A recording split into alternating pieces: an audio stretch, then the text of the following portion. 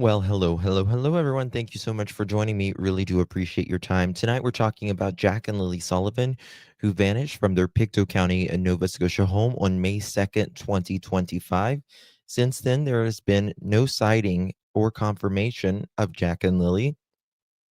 Some people believe that they simply walked out on their own and that they have not been discovered. Others believe that there is more nefarious ties to what happened to Jack and Lilly. And we're going to have that conversation this evening on the other side of this. I've walked through storms in scars and grace, smile through pain with a painted face. They called me too loud, too much, too strong, but honey, that's the reason I belong. Every scar's a scripture, every tear's a hymn. I found my worth where the light grew dim. They tried to break me, but here's a twist. I turned my pain into a clenched fist. I'm an unbreakable woman, born of fire and pearl. I shine like grace in a reckless world. You can test my faith, you can shake my plan, but I'll rise again. Just watch me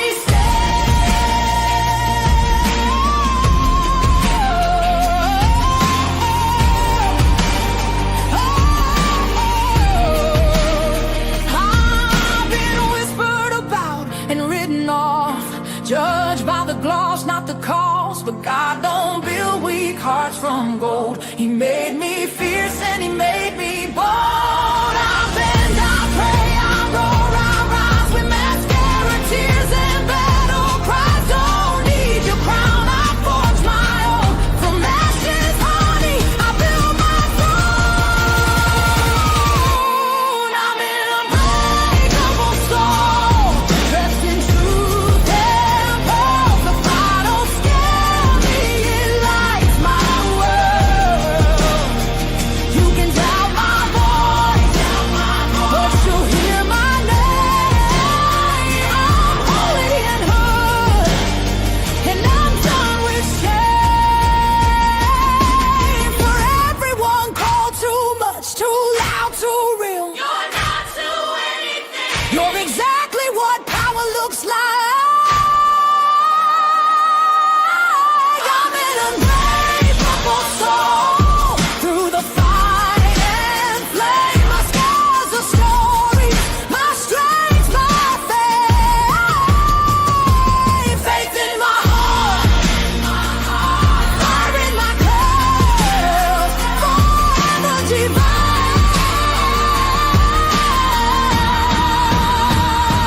Clutch them pearls. In the clutch, better tighten the pearls. Drop the cold facts, got the truth for the world. No smoke, no fluff, just the real that we trust. Hold on to your seat, cause I'm coming in clutch.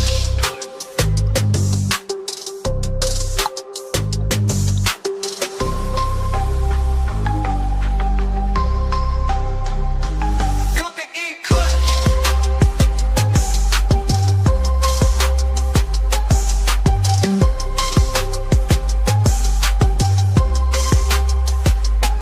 Get your oysters out. Coming in clutch, better tighten the pearls. Dropping cold facts, got the truth for the world. No smoke, no fluff, just the real that we trust. Hold on to your seat, cause I'm coming in clutch.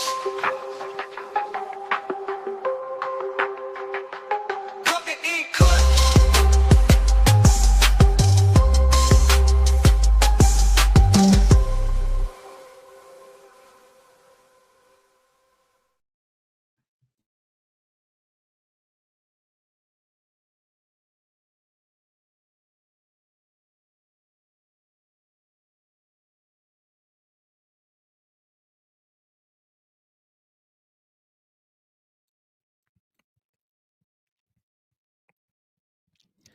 Well, hello, everyone. Thank you so much for joining me. Really do appreciate your time.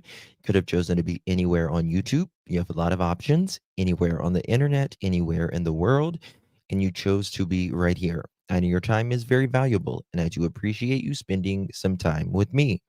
Today is the first day of December. My true love gave to me. Number 1, 2025. It is currently 8:22 p.m. in the East Coast of the United States.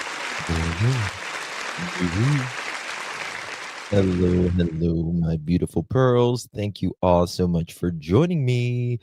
You probably thought I was not going live today, but here I am. um, I didn't get to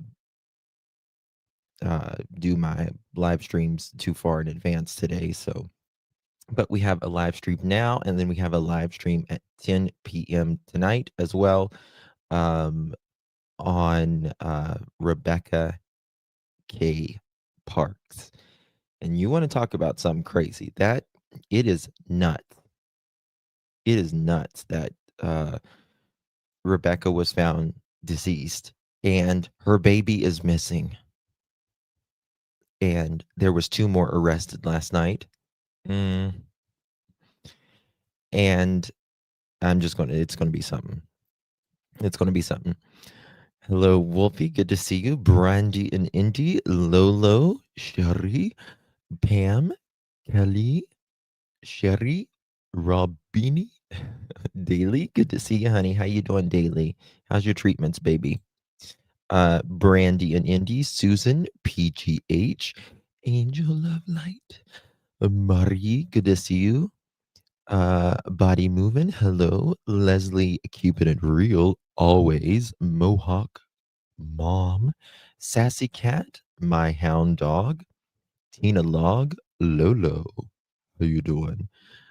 Shell, good to see you. Butterfly Kisses, always. Good to see everyone. Thank you guys so much for joining me. So tonight we're talking about Jack and Lilly Sullivan, who vanished from their Pictou County, Nova Scotia home on May 2nd, 2025. Lots of different theories on what may or may not have happened to Jack and Lilly. None of us know at the end of the day. However, the Canadian press has fought really hard to get some of these RCMP files released, and they've done a really good job at it. And there's, different opinions, even on still, your interpretation of what these files say. For instance, the parents did a polygraph, and it appears that they did pass on, but they don't show other parts of it. Daniel seems to be a little bit different than everyone else. And also, whenever Jack and Lilly first went missing, all the family came in. That's what family does when something hits the fan. And a day later, that is whenever the Malaya's side of the family started blaming Daniel. And to me, that's always been a big thing because your family knows you. You know what I mean? Like, they know, they talk and all that. And that's always been kind of a big thing for me personally. But a lot of people have, disagree with that. So, Sherry, thank you so much for 11 months, my love. Good to see you. Appreciate you. Bonjour. Thank you, lovely. Good to see you, my dear. And Robin coming in clutch at 18 months. How you doing, man? Thank you so much, my dear. Appreciate you, Miss Robin. Thank you, love. And Shy, how you doing? Thank you so much, my dear. Appreciate you very much for your support. Good to see you, my dear. Guys, do me a favor if you are just joining us for the live chat and the replay crew. How are you? Do me a favor and hit that thumbs up button. Would really, really appreciate that. Very, very much. Okay, so we've got some of the documents that I want to kind of discuss some things tonight. I was reviewing some very interesting things, in my opinion. I want to first go to our friend Deception Detective, or as I like to call him, the Big DD. I think he did a great video, and link is pinned in the description for the live chat and for the replay crew. I personally very much agree with him on this case. Justin Marchell needs a polygraph, in my opinion. I don't know if Justin got one. I do know Earl did. Cindy did. Cindy's man got one, and all of that. But I don't know if Justin ever got one. That's an interesting question.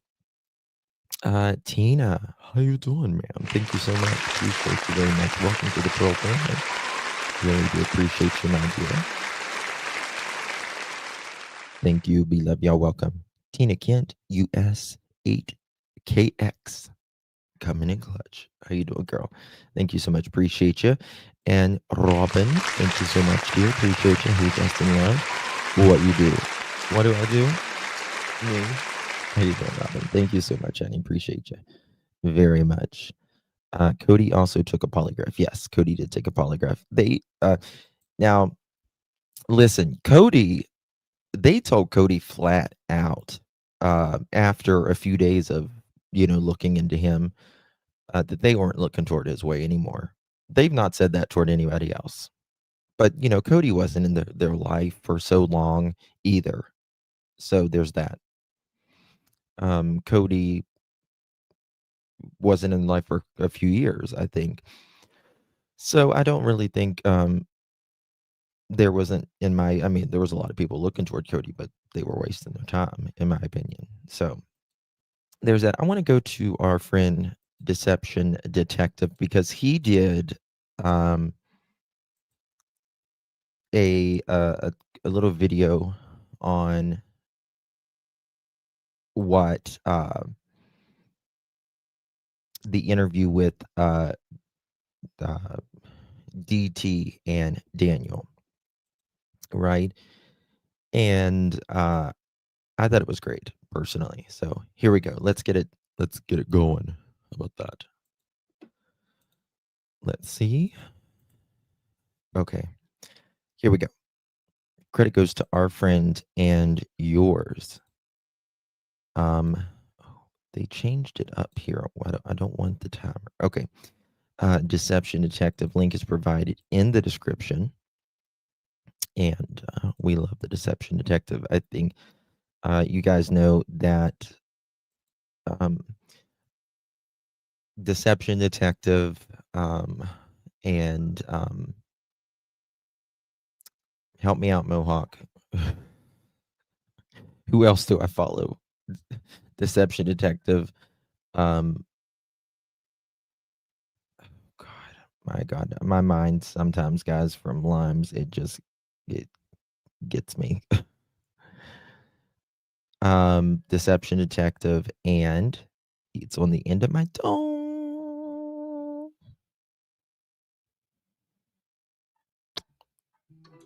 Hold on. Gary as well. No. Steve Johnson, thank you, is another one. No. We're only talking about statement analysis. No, statement analysis.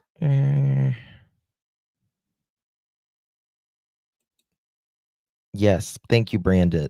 Thank you, Brandy. That's. I cannot think of no, not that Nova. Damn, I can't. Peter Hyatt, thank you, for God's sakes. He mentored me so much, and I could not even think.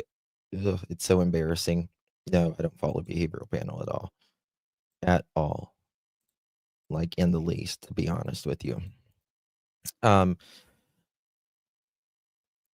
So these are about and Pat Brown. Thank you, Pat Brown.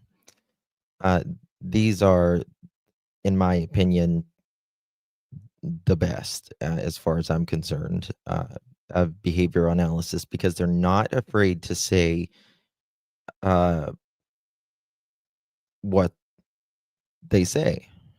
And Pat Brown, of course, Peter Hyatt, and Deception Detective are personally my favorites. And I have followed them for a long time. Peter was just instrumental for me in a lot of cases. He would mentor me, and just a really good guy, really good guy. And of course, Steve Johnson. Are you confident in where the investigation is going? It's a little bit different from my point of view versus, the public eye. But right now, I'm fairly happy with what they're doing. I mean, they're pulling out all the stops. I mean, cadaver dogs or human remains dogs took a long time to come in, but I mean, everything's falling into place like it should. It's just the amount of time that's passed. It's just, for some people, it's not fast enough. That's Daniel Martell, and I think he knows what happened to his missing stepkids. And it's not just because he said everything's falling into place while they're still missing. So in today's video, let's watch his recent... Yeah.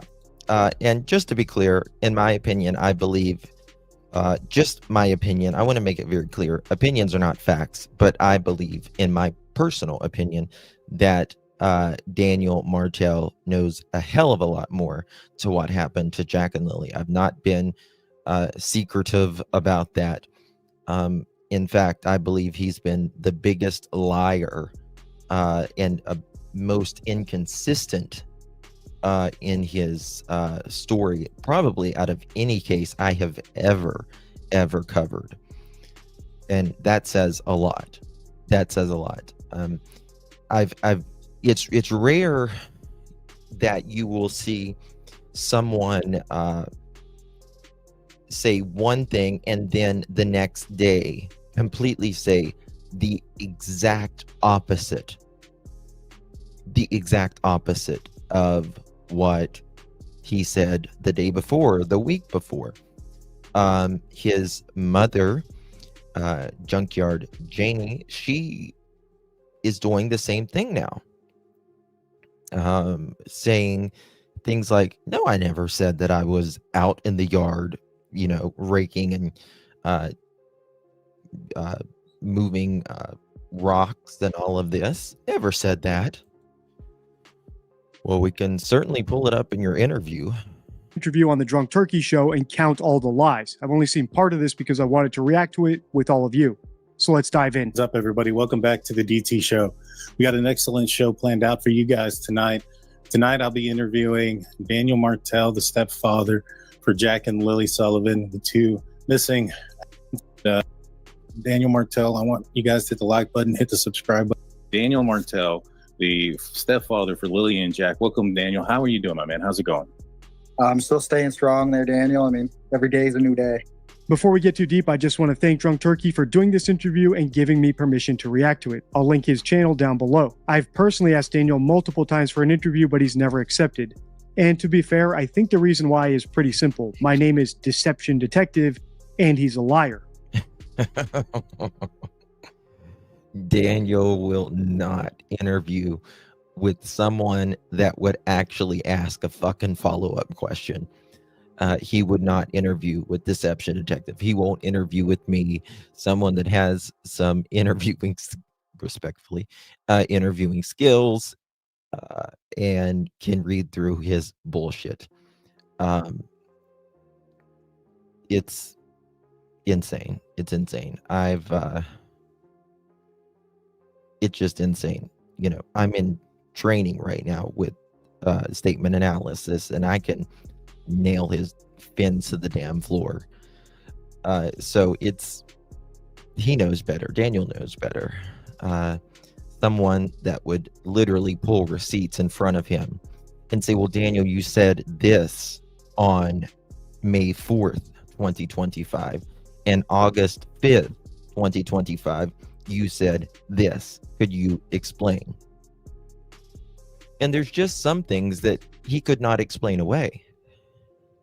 there's just some things that no matter, I've tried to be as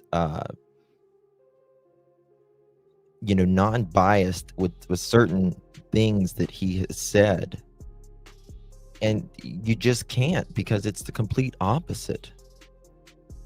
You know what I mean? I understand that sometimes people misspeak, and that kind of thing, but some things Daniel says is not misspeaking whatsoever.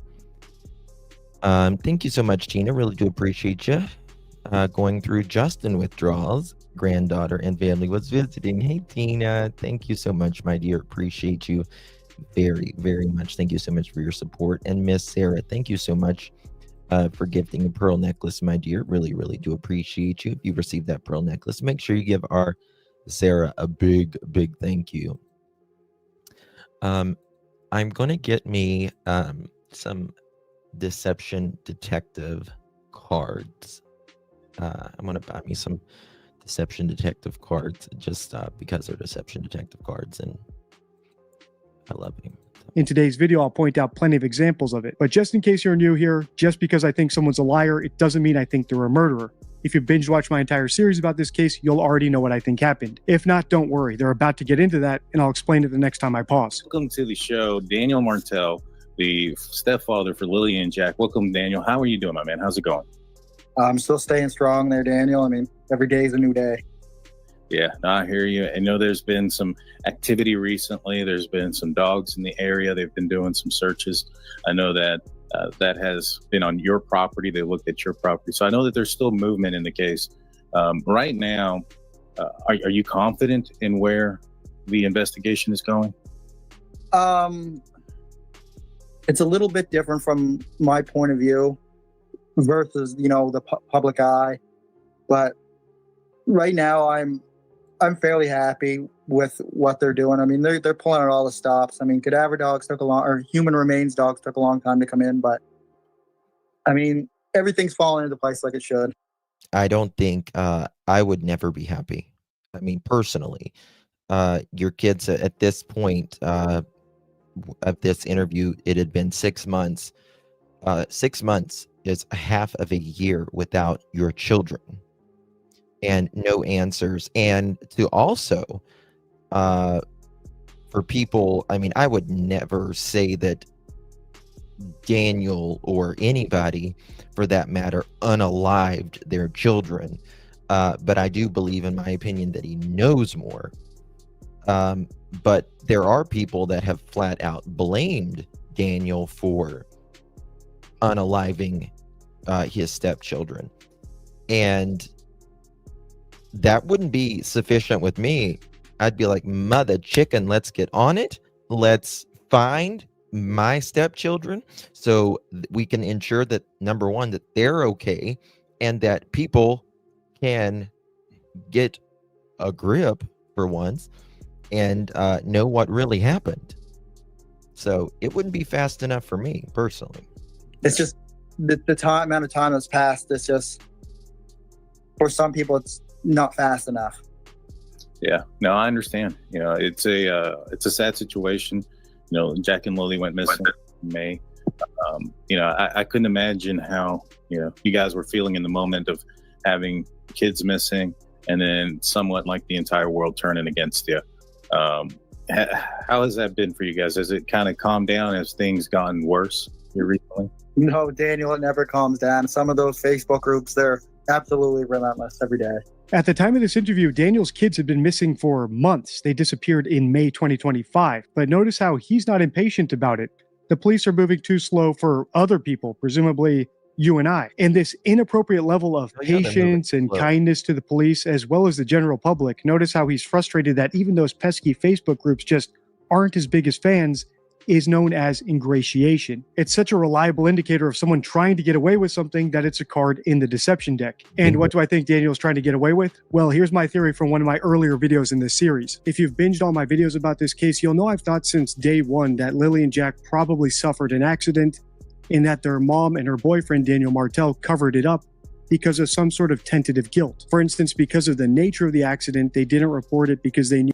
Also, there are people that thinks because Daniel and Malaya don't speak anymore, that that is that's something big, right? Malaya doesn't speak to really anybody outside of YouTube, reporters, anything like that. But the one thing that, in my opinion, they're going to stay lockstep on is what happened to Jack and Lilly. There's been a lot of inconsistencies between both of what they said. Was Daniel the one sleeping like Malaya says, or was Malaya the one sleeping like Daniel says? That's really a big thing. Did they, spontaneously wake up together the morning that they didn't hear anything, like these two lovebirds claim? Or did one of them wake the other and say, wait, I don't hear anything? That they would get in trouble. Which, by the way, the FBI, which this is Canada, so they're the TBI, but the FBI, one of the top 20 things that they look at when parents or anybody goes missing or something suspicious going in the house, is someone saying they're asleep, right? Because it is a way for them to say, hey, I was asleep, I couldn't have been that person, I don't know what was going on. Trouble for criminal neglect or drug. Which ironically, every adult on that property on June 2nd, 2025 was all awake, at certain times and zoning in and out of sleep at certain times. Whether that, just for instance, 6:15, Malaya's awake. 6 o'clock, Janie is up. Janie goes outside, smokes some cigarettes, and feeds her chickens. And she comes in and plays on some Timu. So, Malaya is up at this time. Janie is up at this time. She's talking to her brother at this time.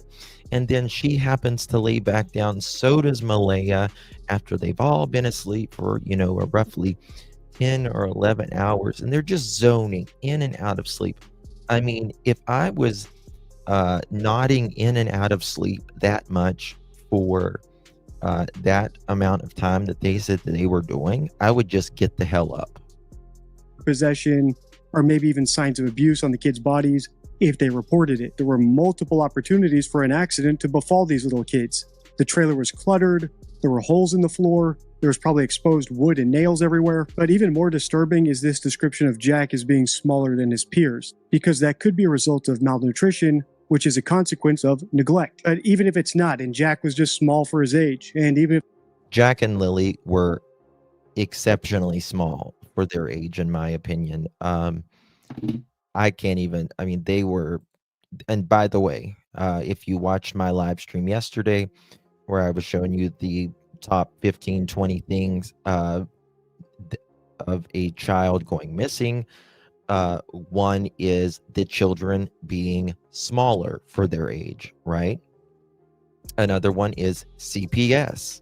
Well, we got Jack and Lilly, smaller for their age. We got CPS, right? Missing lots of school, certainly. Drugs in the home, absolutely, right? An unstable home environment, check. They have all of the things going on in their lives that is unstable to the max. Right? Let me show you this. This picture right here. This isn't Deception Detective. I'll take that down in just 1 second. But look at this. This is Lilly. I don't know if this is her principal or whatever, but I just can't tell you how teachers are so important, and they are so underpaid, and they are so special. A good teacher can really change sometimes the trajectory of a child's life, even if there is a lot of shit going on in the home. And look at Jack in this photo here. Jack to me here looks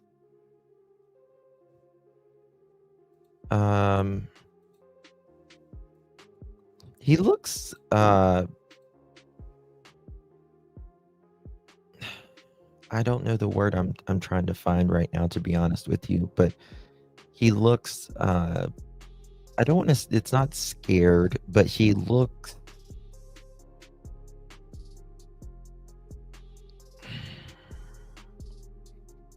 I don't know. I really feel for Jack here.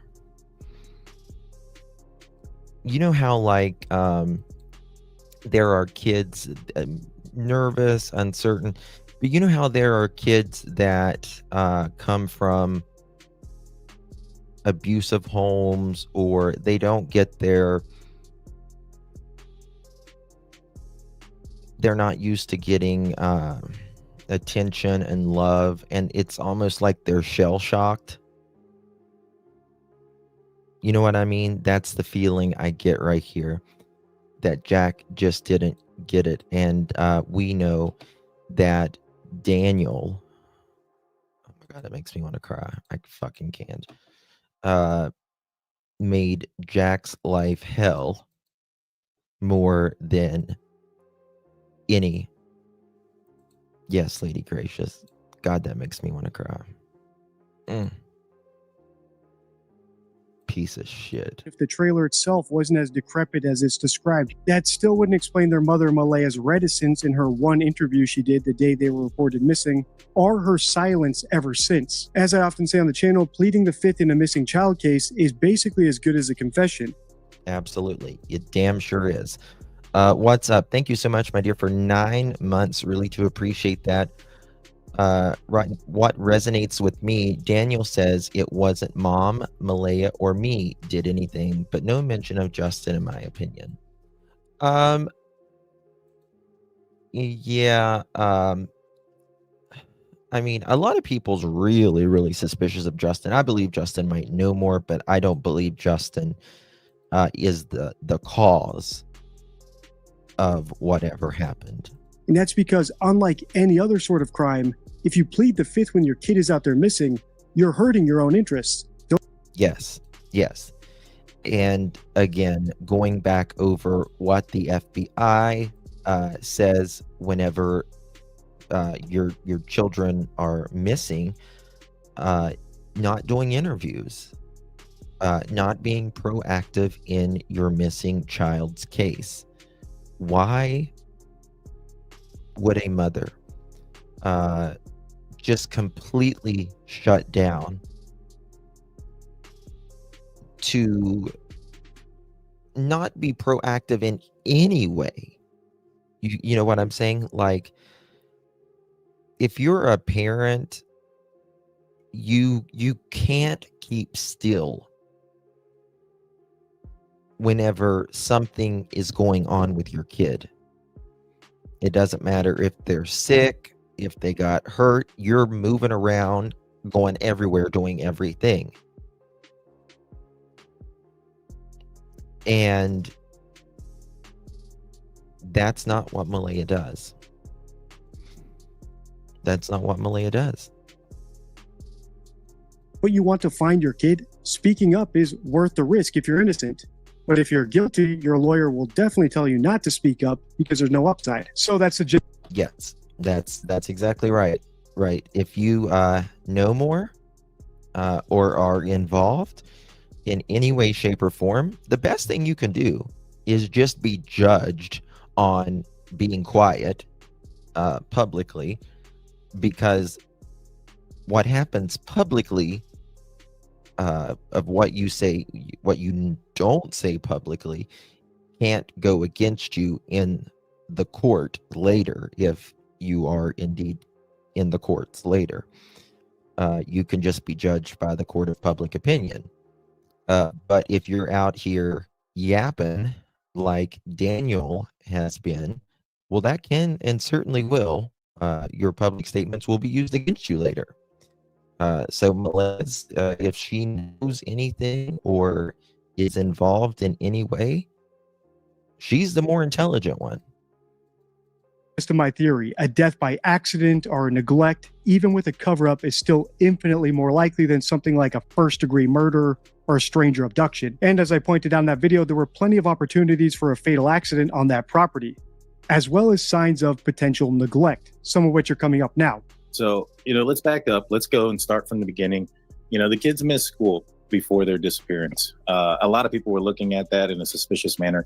I know that they were seen on camera the day before they disappeared. So the fact that they were missing, as weird as it was, as far as the timing goes, doesn't necessarily mean something nefarious happened.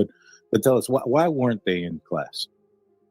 Well, I know Wednesday they had what they call a PE day, which is kind of like an in-service. Mm-hmm. And so no children attended the school that day. And then on Thursday, Lily had a cough. And okay, well, Lily had a cough. Jack didn't have a cough. So why didn't Jack go to school? Was it because Lily didn't go to school? Was it because she had a cough, or was it because you said she, from your own voice, from your own self, said that Lily had a black eye? And, CPS was just there in December. Was that it? To me, that seems more like a plausible. Also, I think it's plausible that the kids had no structure in their life. They certainly did, weren't made to really go to bed at a certain time, because I think the parents didn't give them any structure, and the parents were probably, especially Daniel, was probably up all night rugging and doing his thing. When you're on the mathematics, you tend to be up for days at a time, and then you crash for a period of time. I really didn't know if Malaya was going to keep them home for Friday, but kind of turns out that she did. And when I woke up that morning, I wasn't expecting the kids to be home. I seen Lily poke her head into the room a couple times that morning. Yeah. And she didn't have a cough. She wasn't sick, not like the day before. But the day before, remember, they were taking Jack and Lily all of these places. Again, if a child has a cough, it's a cough. If they are not vomiting, right, diarrhea or fever, they can go to school. They can go to school. Those three things you keep them home for: vomiting, diarrhea, or fever. Because vomiting, diarrhea, dehydration, and you're probably contagious. And if you've got a fever, you're definitely contagious most of the time. So she went out to all of these places. She went into these public places. Why couldn't she have went to school that day? A cough is a cough. I don't buy it. So I wouldn't really have kept them home, because they were kept home a lot because they were sick a lot during the school year. Hey, DD. But Allergies, or is this like no, they just had low immune systems, Daniel. okay? They had low immune systems. Well, I mean, probably let's start with probably because they had no fucking nutrition in their bodies to begin with. That's a start. And they lived in absolute filth. And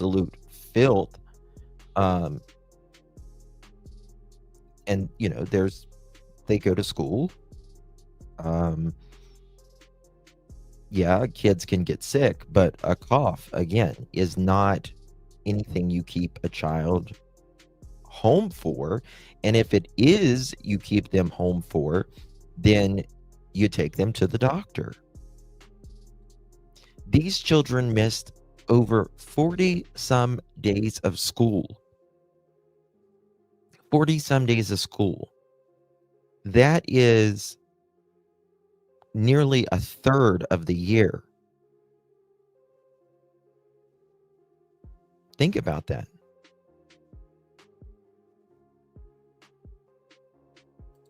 Yeah, I know. Yeah, it's bad.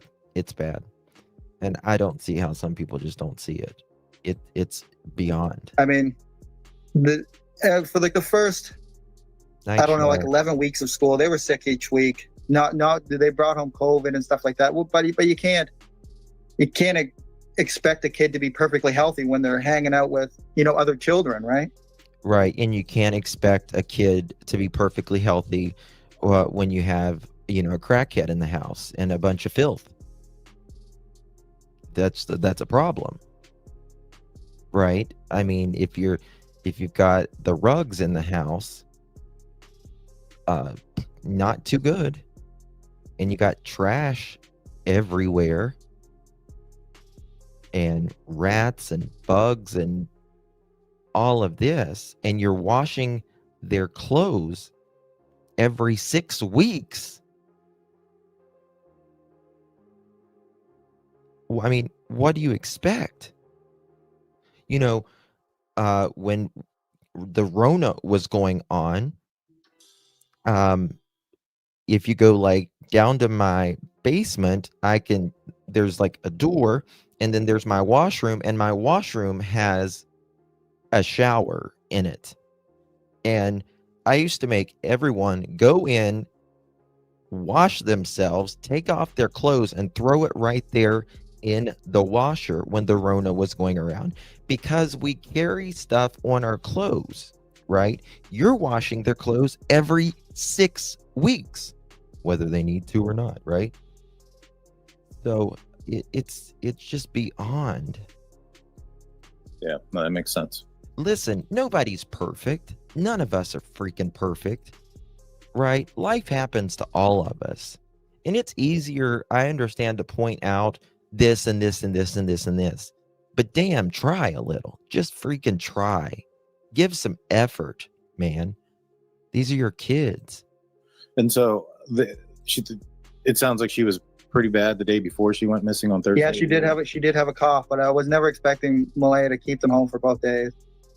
And so that was Malaya's decision then to keep. Yeah, of course. She woke up that morning, on the morning of the disappearance, and marked Jack and Lily both as absent at 6:17 and 6:18 a.m. It's actually shocking just how casually Daniel talks about textbook signs of neglect, like the kids being so sick they had to miss a day of school every week for 11 weeks. Or saying that Lily's cough was so bad that they kept her home from school for 2 days, yet they never took her to a doctor. But what really stood out to me was his offhand comment that he and Malaya don't... Well, really 3 days, because Wednesday they didn't have school. Right? Wednesday they didn't have school. Did they have school? Was it Tuesday or Monday? There was like 2 days that they were off there. I don't know if it was Monday or Tuesday. Or they went to school Monday and Tuesday. Coordinate about where the kids will be for the day. Malaya unilaterally decided to keep both kids home from school that day. Who is going to watch them? Just to be clear, I don't think any of that actually happened. I think he and Malaya scripted it to alibi each other. Yep. But my point is, even if you... 1000%, I don't believe any of that happened.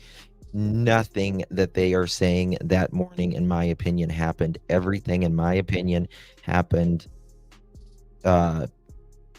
Thursday night into the early hours of Friday morning. But I think at 6:15 is when they started getting that story together. And I believe that's why everything about that morning, not just one little part, the entire story falls apart on Friday morning. You know, from you know, how long Daniel was gone, where he saw Malaya talking on the phone. I mean, they didn't even go to Janie's home in the backyard. If your kids are missing, that's the first place you're going to go, is the other adult on the property. Much less, they always say that if Jack and Lily were outside, Janie would always call them and let them know, right? So if that's the usual family dynamic, Jack and Lily go outside, Janie calls Malaya or Daniel and says, hey, the kids are outside. And after they go missing, Daniel or Malaya should have went straight to that house and said, Janie, have you seen Jack or Lily? You were telling the truth. I mean, they wanted to make, Daniel's outside supposedly looking for the kids, and Malaya is supposedly standing there in the front of Janie's little camper with Meadow on her hip, not saying,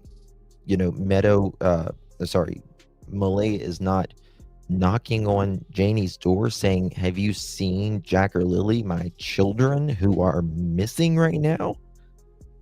Like, it just doesn't make this story alone would be enough to raise serious concerns about neglect. And why do I think they're lying? Well, all the inconsistencies. For example, Malaya said that she's the one who woke up and asked Daniel where the kids are. He said he's the one who woke up and asked her. But there's even interpersonal inconsistencies between Daniel's different interviews. For example, he told Drunk Turkey he didn't know Lily would be kept home that day, but he also said that he wasn't totally asleep, he knew everything that was going on, and that Malaya called the school to mark the kids absent. So how did he not know the kids were going to be home? Here's a couple more gaping plot holes in their story from my video, He Slipped Up. Malaya and the baby were asleep.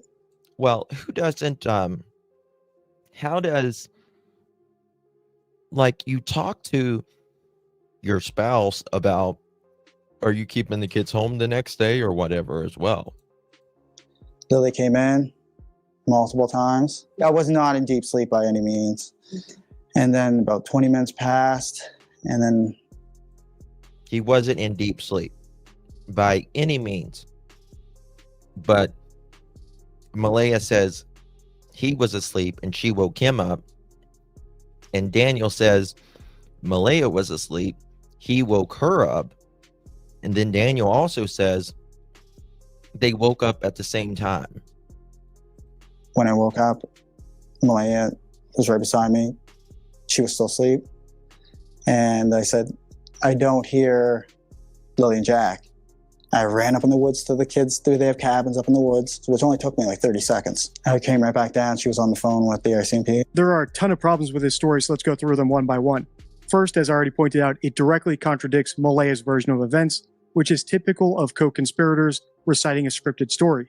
The made-up stuff just doesn't stick as well in the brain as a real memory. Second, it's extremely vague, especially when it comes down to the timing of everything.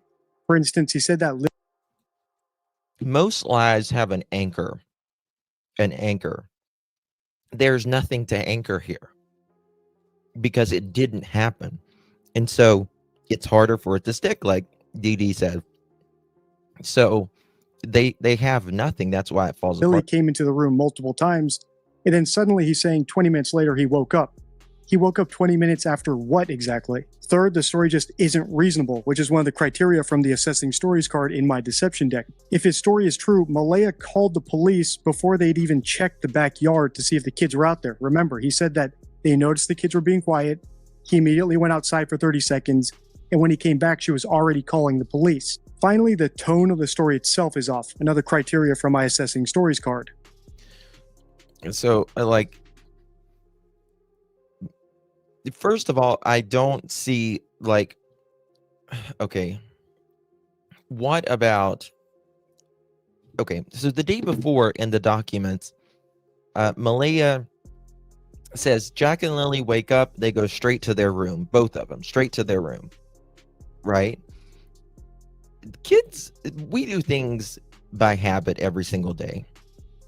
Kids usually, especially that age, they'll go to their parents' room because they want to know that they're not in the home alone or whatever.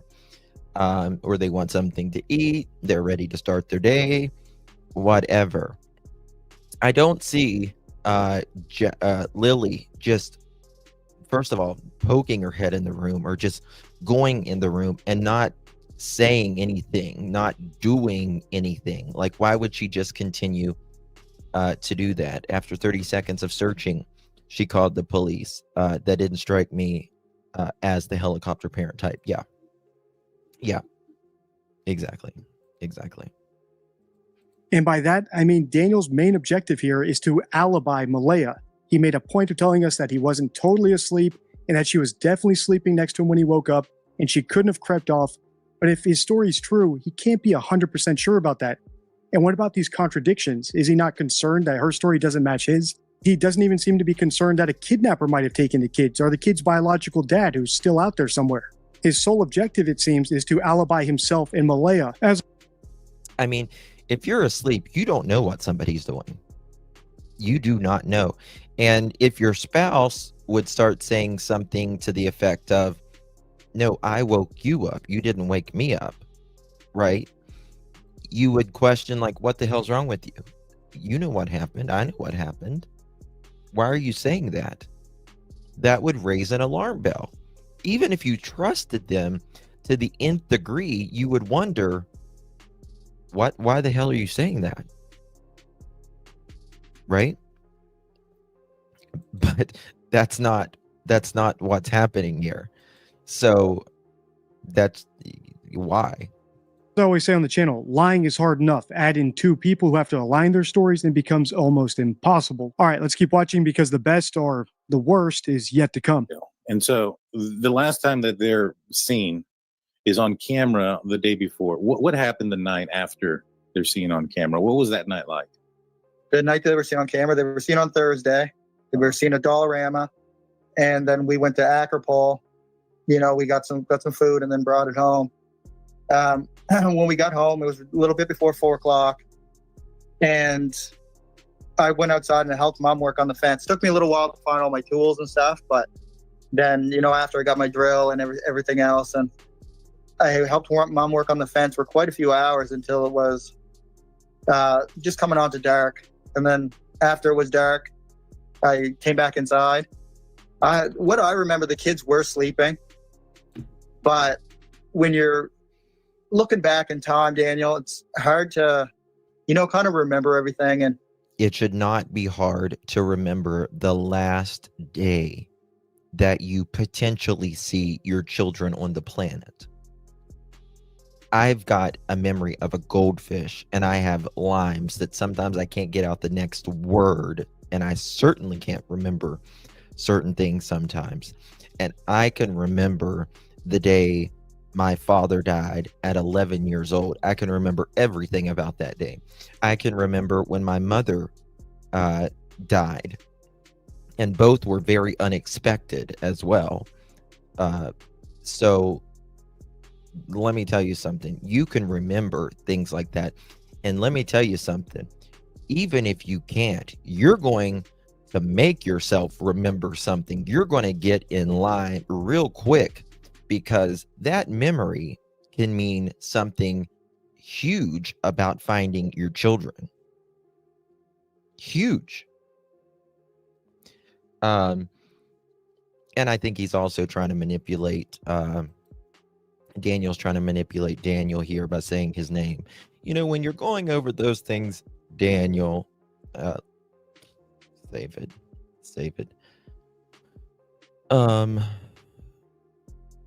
Let's see what we got here.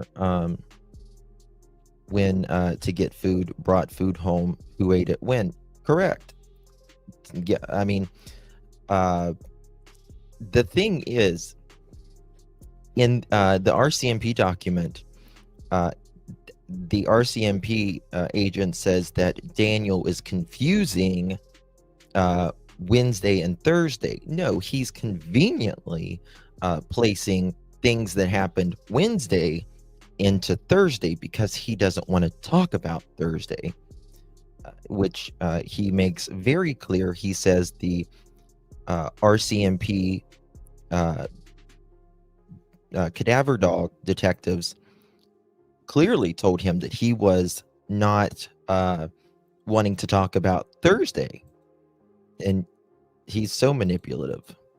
Get a feeling for how the night really was, because it just seemed like a normal night, right? When I came inside, I thought the kids were sleeping, and I could have swore they were sleeping, but it says in the documents that she had them up till 9 or 10 at night.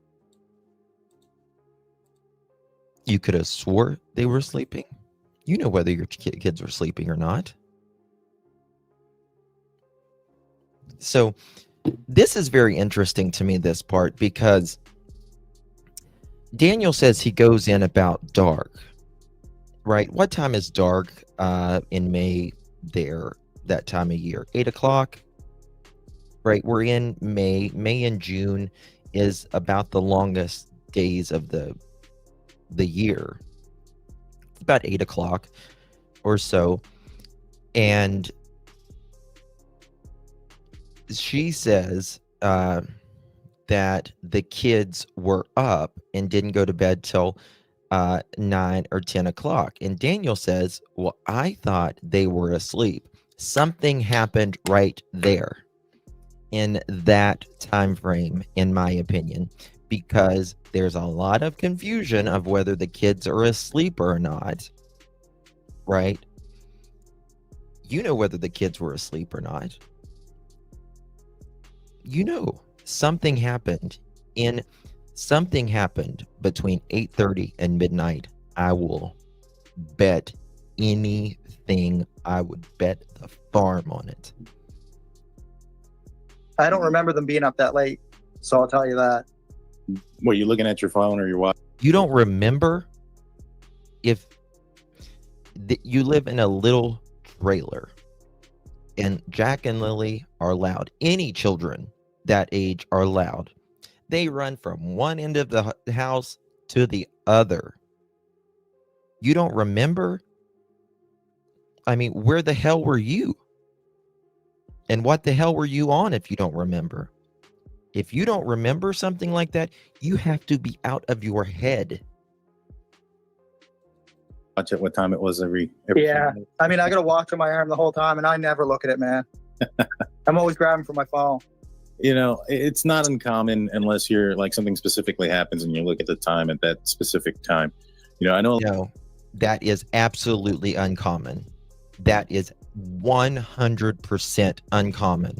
If you don't know your kids are awake, or if they're in, I mean, it's not a 10,000 square foot mansion here. Right. There's, you have 3 children under the age of 6 in about a 700 square foot trailer. This is not rocket science. You know. You conveniently don't want to tell, just like the RCMP officer said. A lot of people are looking at, you know, certain times where, you know, I think they were asleep by 9:30, and then documents say 10. And like, oh my God, there's 30 minutes here that Yeah. It's a little bit of a wild expectation for people to expect to remember things, especially on, like you mentioned, on a night that was pretty normal. But that night, what time did you go? There is no, if it's a normal night, you should be able to remember everything. Gets home around 4, and then we skip all day to 9 or 10 o'clock. Yeah, no bueno. Yeah. Exactly. You came home, you remember it took you a little while. He remembers it took him a little while to search for his tools, but can't remember whether children were awake or not. Come on. can't remember whether children were awake or not, but you can remember it took a little while to. You can remember that you went inside about dark, right? But you can't remember whether two souls that are vulnerable children were asleep in your home or not. I mean, for anyone to sit and believe this, it's hog shit. It's just hog shit is all it is. It's like, oh, it's an ordinary day. Ordinary day. Yeah. All the days roll together. All the days roll together. Okay. If you can't remember the day, the night before your children vanish from the planet, something's wrong. Go to bed. I went to bed actually a lot later than Malaya did, I think. Like Malaya was. Again, he can remember he went to bed before Malaya. He can remember that around midnight or a little after midnight, he checks on the kids and all of this. But it pisses me off. Sorry, guys. I keep going over this. But he can remember all of this.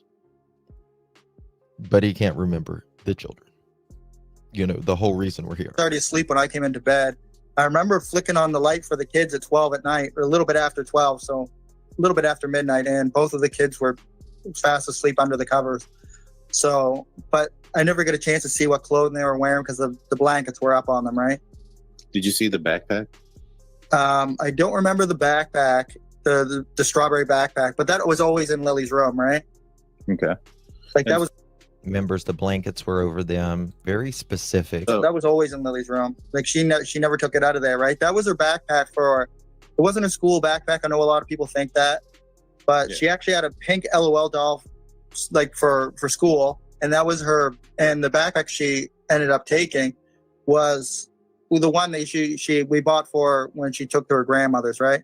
Which would be Cindy Murray. So when she goes on trips, this was the backpack for trips. Yeah. She didn't take her school. And he mentioned Cindy Murray because he has long tried to paint Cindy, which, to be honest with you, I'm not the greatest fan of because she hasn't spoken out for her grandkids either, because I believe Malaya has told her a bunch of stuff. But he tried to make it like Cindy with the RCMP documents. Oh, y'all need to check Cindy. She was there right as soon as we called 911, just right after that. I showed you guys the actual text messages of what time she was rolling in, which was over 2.5 hours after the 911 call was placed. Daniel will throw it at anything to see. Backpack. She took her one that she takes on trips. Trips or overnight trips or to go to visit. She would use that backpack. There's lots of problems here, so let's go through them one by one. First, remember, Drunk Turkey was asking Daniel about the night the kids disappeared. And what did Daniel do? He gave us a bunch of hedged answers, letting us know that he's not quite sure about when they went to bed, doesn't quite remember, he didn't check the time, which is bad enough. Liars tend to use exclusion qualifiers and hedges because they don't want to get caught in a lie. But what's worse is he's laughing about it and joking with Drunk Turkey. In other words, he's ingratiating himself with Turkey at the expense of looking like a parent who's genuinely wondering, where are my kids? What could have happened? Was there something the night before that I missed? Maybe they weren't actually in the beds. Daniel did something else that manipulators often do. Instead of deep diving into the night before like Drunk Turkey wanted to do, remember, he was asking for a timeline or even reminiscing about the last time he saw Jack alive. Remember, if his story's true, going into the bedroom that night was the last time he saw Jack alive. He latched onto the question about Lily's backpack and went off on a tangent. In other words, he used one of the favorite tactics of bad liars who are getting pressed on something they don't want to talk about. Yep, selling something else is what he's trying. That's what I call it, selling something else. He's going to attach himself like Dee Dee is deception detective is saying. He's latching because he can talk about that, and then he's, oh, this backpack. Oh, well, she uses this backpack to go with her grandmother's house. It's just a way to keep talking for them. Also, this should be a very heavy situation for someone like Daniel, this even though we call him the stepfather, he's the mom's boyfriend. This is his, he claims to love them so much and all of this. This doesn't sound like this is an emotional thing for him. In fact, he's smiling. He's like Deception Detective said, he's ingratiating himself with DT. It's more of an, to me, it's he's looking for DT's favor, approval in this. Latching onto a minor detail, running with it, and hoping that the interviewer forgets the line of questioning. You might have also noticed that he started answering every question with a question mark. Well, that was always in her room, right? She had it, right? That's yet another way that insecure liars protect themselves from getting caught in a lie, because if someone points out the discrepancy, they can always just say, well, I was wondering it. I wasn't saying it as a fact. What's the layout of the house look like? So the layout of the house is we have the bedroom at the very end. Okay. And then we have Lily and Jack's room and my other kid's bedroom and the bathroom and the kitchen and the living room. Okay. So how many bedrooms is that? 3 bedroom. 3 bedrooms. And and I know some people have asked, like, Lily and Jack, they shared a bedroom. Was there a reason why one wasn't in one room and one wasn't in the other? Well, my other kids are in the other bedroom. I mean, it really didn't matter if, like, but I know my daughter Raina and Arlo, they like to be in the same bedroom and they like to play together, right? Yeah. So, and it was a lot different from my other 2 kids, not having like any other kids involved, like with me and being a family before this, right? So it was kind of new to them. It was kind of new to Lily and Jack as well, especially with the new baby coming in too. So It was. I mean, Lily is 6. Jack was 4.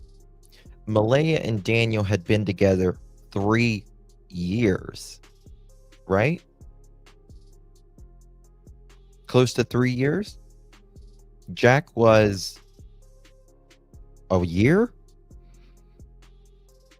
I mean, it's not like it had been this 3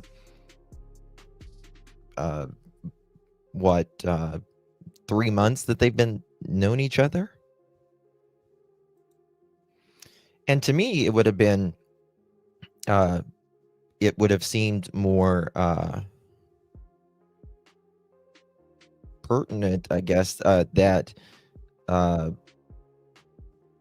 Lily and Jack have their own bedrooms, and when his kids come over on the weekends, the boy could stay with Jack and the girl could stay with Lily.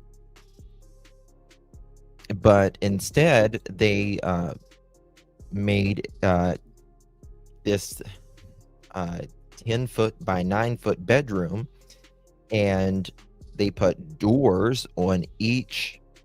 They split that 10-foot by 9-foot bedroom, put a wall down it, and put doors on each of their rooms. And I say that loosely, about enough to fit a damn bed in it. Let me see here. I can find that in a second. Let me play this real quick. It was a little bit different for everybody. And so, yeah, your other children, they weren't there that night, correct? No, they weren't. They were there the weekend prior. So relative to where Jack and Lily's bedroom is to where you guys sleep, how close? And also, Daniel's own text messages. Daniel's kids told CPS that their father, Daniel, was horrible to Jack and Lily, was mean. Thank you so much. What's up? Why would he turn the light on at 12 if kids going to school the next day? To me, this is just I believe, in my opinion, that the kids were taken out a little bit after midnight that night. This is what not one neighbor, but multiple neighbors say that they heard and saw Daniel's vehicle going in and out certain times. And I think that's kind of the anchor for him. He's saying that he went in and looked at Jack and Lily. I believe they were being taken out about that time. My opinion doesn't mean it's a fact, but that's just my opinion or theory. So I think that's why. How close is that? Is that? Yeah, it's actually the next bedroom. It's actually the next bedroom over. And you guys mentioned that you guys could hear them throughout the morning. Is that correct? Yes, I actually did hear. I know when it says in the documents that we heard them in the next room over, like in their bedroom. I didn't hear them in their bedroom. I heard when Lily would pop in. I heard Jack in the kitchen. Oh, interesting. Yeah, I heard him. I heard him rustling around in the kitchen, right? But then when me and Malaya made our way out to the kitchen, there was nothing moved. The chairs were still perfectly in place. There was no chairs pulled up against the counter for them to, they usually would jump up and. DT has said that Daniel has told him that he believes someone was in the home at that time. Now, think about how much sense this makes. That Daniel says he believes someone was in the home the time when Lily was poking her head in and outside of the bedroom, and Jack was in the kitchen shuffling around, and someone took them out right after that, which would be absolute bullshit in my opinion. But Janie didn't hear anything. The dogs didn't bark. Nothing to suggest that happened whatsoever either. And that would be a very brave person. To me, he makes it sound like Malaya had, the way I take it, Malaya had her mom or someone there, which is, again, we know where Malaya's mother was and all of that during this time. So it just take food if they wanted, because kids always do that, right? They would go into the fridge, they would go into the other pantry and grab food if they wanted. Like, they had unlimited food if they wanted to grab it. And they would go into the fridge, take yogurt cups and eat them, or cereal or whatever. So, but nothing was moved, Daniel. Nothing was moved. And now they're being loud-ish. You mean loud enough for you guys to hear them? Hold on. Except, don't forget this. This little thing that Daniel came up with. That he said Jack's coat was missing, and he said it was hanging right beside the door, and he couldn't reach it. So he said someone had to, reach that coat for him. And then conveniently, a couple weeks later, just like he said about his 2 shirts that were missing that he said Malaya took, he says he found Jack's coat. Just crazy.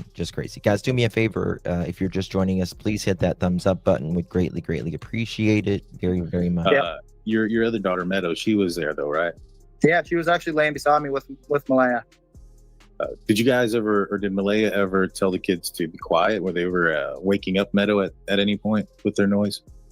In that morning, no. But when Lily poked in, I did go. Now remember, Malaya said that Jack and Lily were playing so loudly in the next room over that they woke up Meadow. That's when she got up, placed Meadow in the bed with her and Daniel. Now, and got Meadow back to sleep. Well, if Meadow had been sleeping, 8 or 10 hours already, good luck getting a toddler back to bed like that, number one. Number two, if Jack and Lily woke up Meadow at that time, what is the thing that she's going to do before laying Meadow down to get Meadow back to sleep. She's going to tell Jack and Lily, pipe it down. You're being too loud. You just woke up your sister. Yeah, number one, I don't think Meadow would go back to sleep. Number two, you're going to say, you just woke up your sister, guys. Chill out. Calm down. Like when, you know, she would come in the room, because she always woke up Meadow. Same with Jack, but I mean, that's what kids do too, right? Yeah. Yeah. Right. And so, you know, some folks are saying that, you know, they may have walked out the back sliding glass door. That seems like the only logical explanation for them to have exited the house. You had something on the front door, correct? Yeah, on the front porch, where there's the front porch door, and then there's the inner door on the front. And I know for 100% they did not go out through that door. So, because when I went and just like you knew 100% that they would not be found in that the cadaver dogs would not get anything, right? got the keys and tried to come back into the house, couldn't get into the front door, right? I had to go around from the back. And then I went out through the front door. Gotcha. So that's how I know they did not exit through the front. They exited out through the back sliding glass door. Remember, Jack Sullivan was 4 years old. We're being told he climbed around the kitchen unsupervised, climbed up onto counters, and fed himself. These are all telltale signs of neglect. We're also being asked to believe that this property, which we got a tour of in my video, It's Painfully Obvious, I'll link that on the end card, was pristine unless a kid moved something. It might be the most implausible thing Daniel said so far in this interview. There's still plenty more bombshells coming up from what I've seen, so if you want to continue this analysis, let me know by liking, commenting, and sharing. I'll put my entire Lily and Jack Sullivan playlist on the end card if you want to binge watch it and catch up. Until next time, stay true. Let's give it up for the awesome DD. We love our Deception Detective. Thank you so much, Deception Detective. Please do more of those on that. I love to hear your opinion on that. It's amazing, in my opinion. I was looking for something in this document here. Let me pull this up. I've got another live in 30 minutes. Gosh. Let me see here. Okay. Bear with me 1 second. I'm looking for something specific. Okay, here it says Daniel stayed up. This is the night, Thursday night. He said he was going to clean the house for her, but it wasn't clean when she got up. So she doesn't know what he did. That's a question that Daniel should answer, right? Daniel should answer that should be very easy to answer. What was he doing between 8 and midnight? 8 and midnight.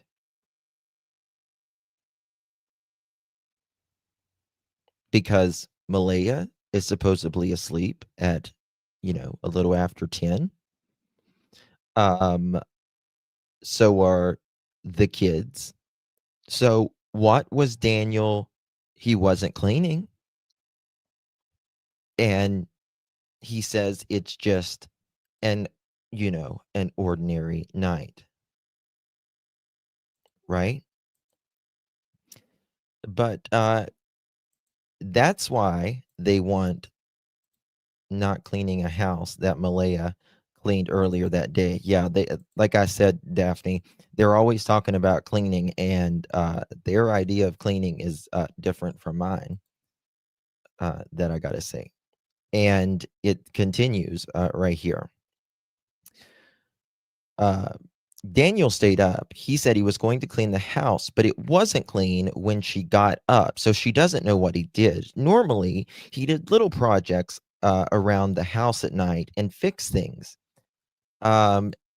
It's very interesting because they will say Daniel's fixing things at night, and Daniel is helping his mom around the place during the daytime when his when he's off work and all of that. Well, he was only working 1 day a week, and there was certainly not a lot of shit being done around that house. Clearly, you can tell. And then it continues here. Malaya said she had not woken up throughout the night and does not know when Daniel came to bed. She continued by giving a detailed description of what happened Friday. She says on Friday morning, Malaya's alarm went off at 6 a.m. and another one at 6:15 a.m., which is when she used the school app to mark them out sick for the day. Malaya then went back to sleep. Daniel and Meadow were still sleeping, and there was no noise in the house. Malaya heard the kids playing in the bedroom around 8 a.m. They woke up Meadow. So she took her to bed and turned the TV on for her, then faded in and out of sleep. The kids were giggling, laughing, and talking to each other, meaning Jack and Lily. The kids were in the room right next to theirs, so they were loud. So that's 8 a.m. So 9:40 a.m., she heard silence and told Daniel she didn't hear the kids, but Daniel says the complete opposite. They got up together and checked in the living room and then outside and started yelling for them. When they didn't hear any answer, she called 911 at 10 a.m. She had to turn off her Wi-Fi to get the bars of cell service and call from one spot in the house where there is good service. But remember, Daniel says she was outside in front of her mom's camper when she was on the phone with 911.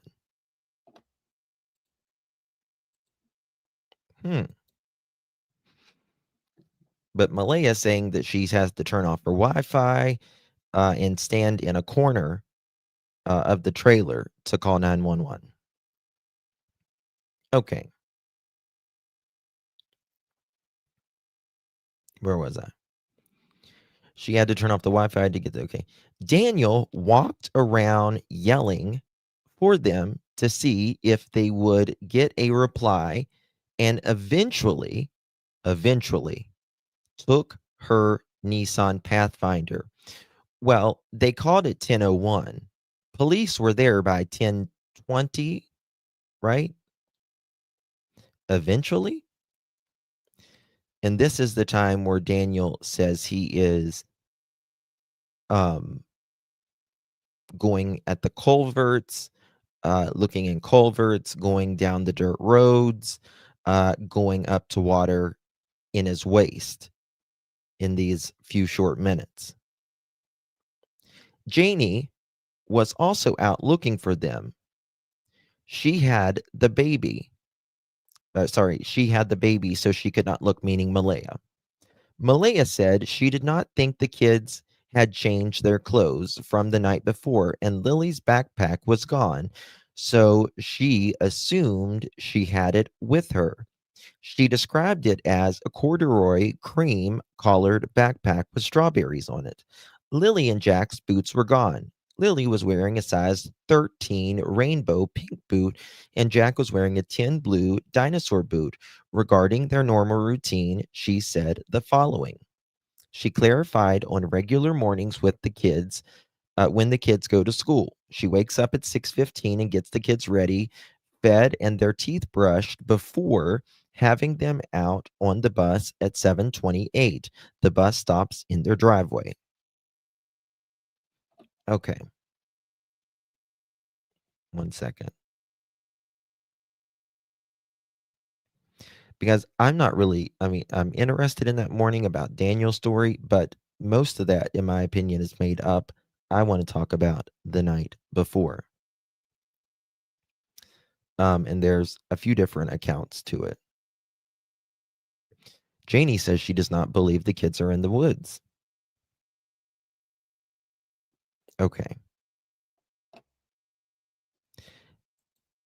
Now, this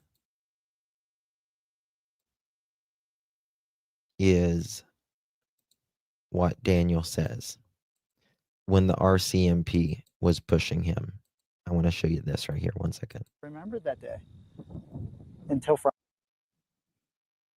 Sad and hear that. I mean, it was pretty saddening. What did he say? He said your Thursday and all the way leading into Friday morning, there's not enough detail.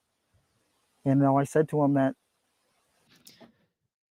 the Thursday leading in, oh, I need to take this off, sorry. Your Thursday leading into the Friday, there's not enough. Wonder why.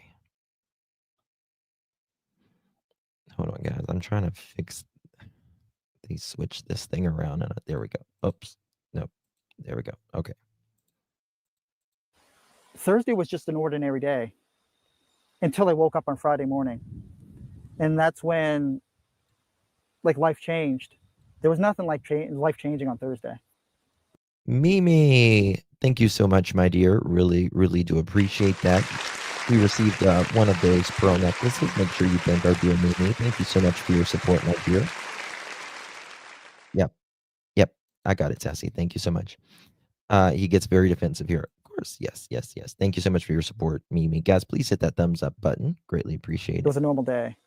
So, therefore, there was nothing detailed that needed to be remembered that day. That needed to be remembered that day. Nothing needs to be remembered that day. Did the fuck? What happened the night before? Until Friday morning. So he was mentioning something along the lines of something happened Thursday night, and your story isn't matching up? Yeah. Well, not just matching. It didn't have enough detail for him personally. And then that's when I asked him, do you know anything on the case? And he said, not really. I've seen you on the news once. And that. Yeah. You are live on a different link. I don't know what that means, Kelly, honey. I'm live on two different, the vertical and this. But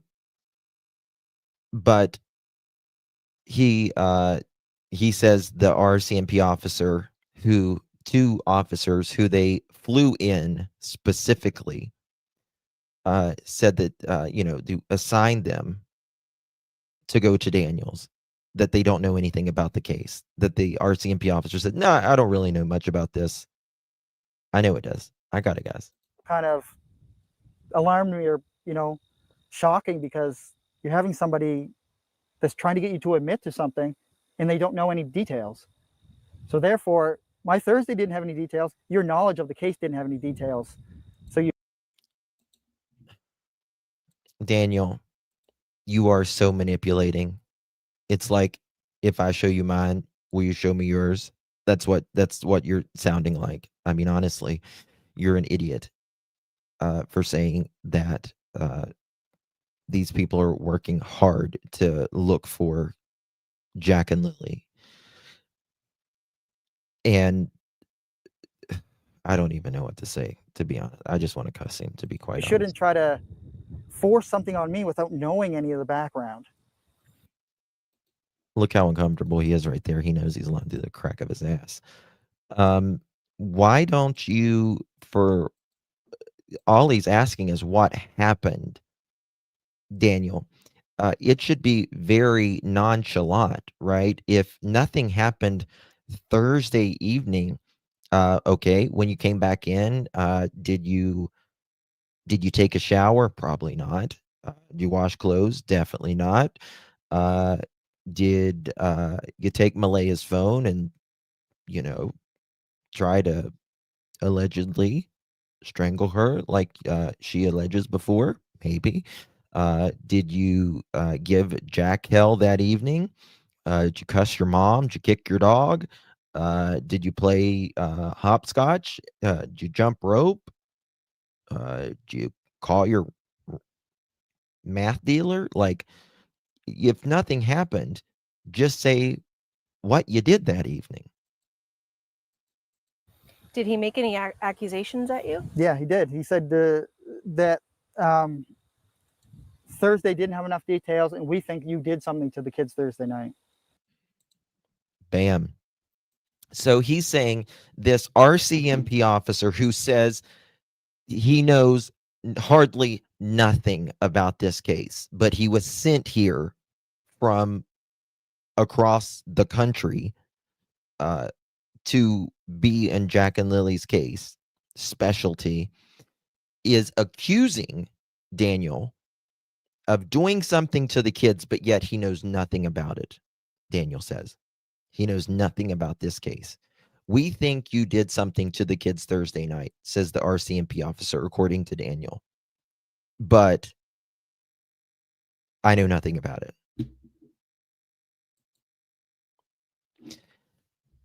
For the love of God and country and the world, how does any objective soul not see this?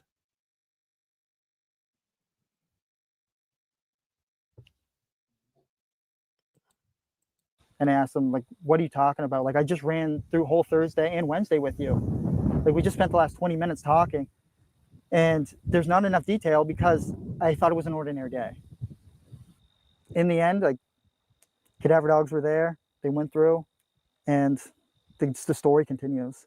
In conclusion to all this, there's still a lot of work that needs to be done. I'm still helping investigators at every turn we could possibly think of, and hopefully we see some kind of resolution soon. Or what are you helping them with, Daniel? Now listen to this. RCMP officers are asking for help for Thursday night, right? He just says that. He's helping them with every turn, he just says. But he doesn't know anything about Thursday night. So what are you doing for them, Daniel? They said, we believe something happened Thursday night. You just said the RCMP officer accused you of that. And you're helping them with every turn of the investigation. But you're not helping them with that.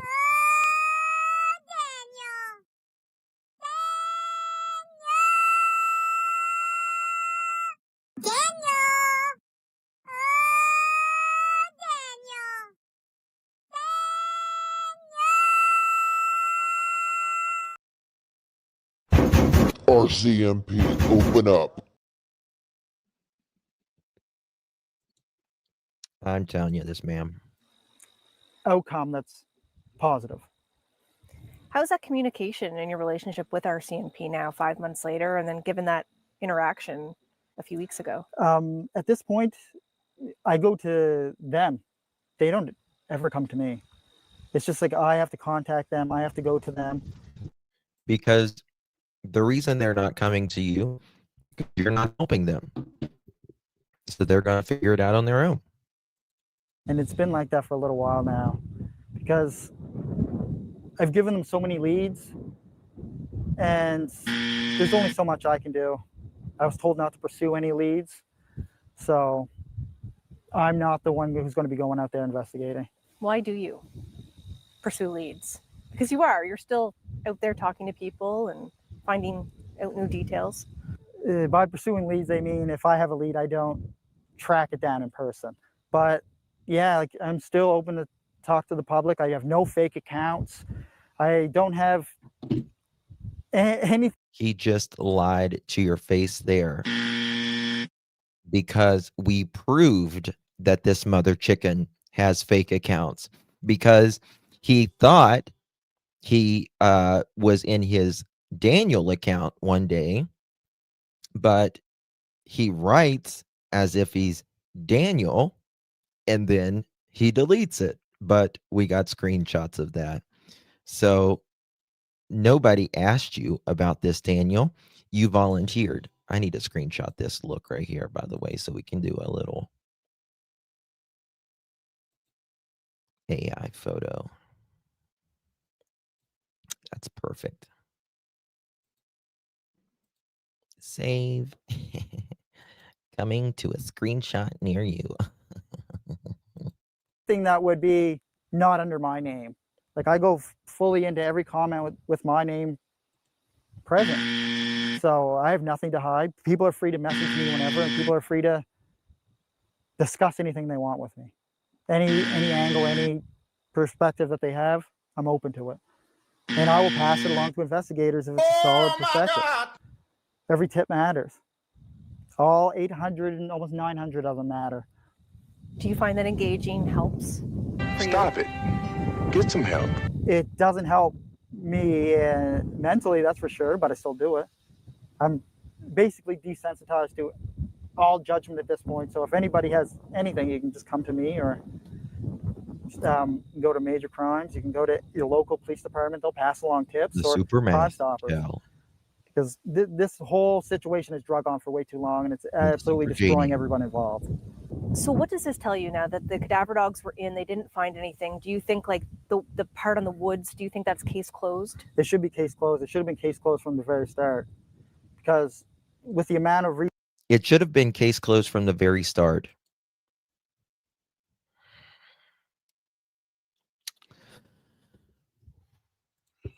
resources, the technology, and amount of searchers, and everyone deployed in that first initial search, that was a lot. That was an 8 kilometer radius outwards. And it wasn't 8 kilometer outwards, was it's it? just the amount of money and people's time, injuries that were sustained during that. It's just, people should have just opened their eyes to see that we need to look elsewhere. I pointed many fingers, and I think that's where the people should look. He's pointed many fingers, and that's where people should look. But the one that does the most lying, provable, very, very provable in many of these cases that we have proven, is pointing the fingers. And he doesn't know what happened to his own life Thursday night. Got it. Got it. Guys, thank you so much for joining me. Really do appreciate you. Special thank you to our friend Deception Detective. Link is provided in the description. Make sure you sub up. Please become a member over at Deception Detective if you can. I'm sure he would greatly appreciate that. I'm a member on his channel. I'm actually a member 2 times on his channel, but both my screen names. I'll be live back in about 15 minutes, 20 minutes from now. We are going to be talking about Rebecca K. Park case, 39-week-old pregnant mother who was found unalived. There has been 4 arrests so far in her disappearance. Her body was found. The baby that was inside of her is missing, and we have no idea where her child is. Her bio mother was arrested last night, and her boyfriend. Yes, 4 people has been arrested. They are being charged and unrelated, not directly with unaliving her, but there have been 4 arrests linked, and it's getting messy. Yes, Joyous, missing baby. Hey, Lakeside. Hey, Ash, good to see you, Sarah. It's bad. It's really bad. It's a crazy one, guys. Bad. So I'll be live in about 15 minutes from now. Come join me over there. Thank you guys so much for joining me. Again, special thank you to Deception Detective and justice for Jack and Lilly Sullivan. They deserve the truth. They deserve to be found, and they deserve justice. Thank you so much, guys. Good night. God bless.